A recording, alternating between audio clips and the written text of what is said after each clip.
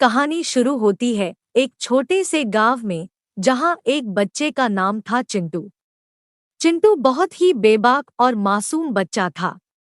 उसे अजीब चीजों में विश्वास नहीं था, जैसे कि भूत प्रेत और उनकी कहानियों में।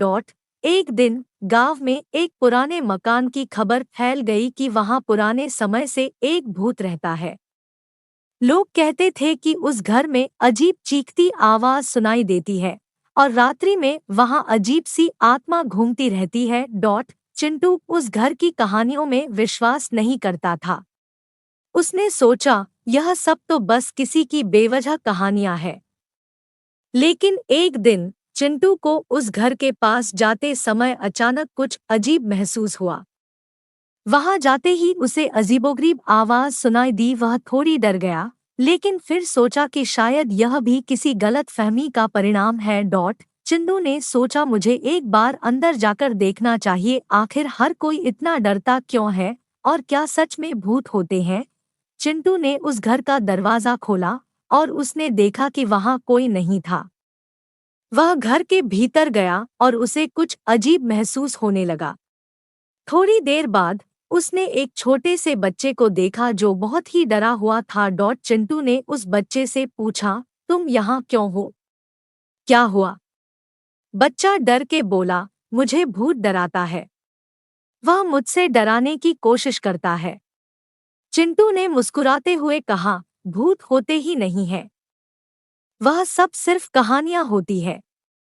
बच्चे ने बताया कि वह वहीं रहता है, उसका इस दुनिया में कोई नहीं है और न ही उसके पास कोई घर है, इसलिए वह इस पुराने घर में रहता है जहां कोई नहीं आता और मैं ही भूत की आवाज से लोगों को डरता हूं ताकि कोई मुझे इस घर से ना निकल दे। लेकिन इस अंधेरे घर में मुझे भी बहुत डर लगता है।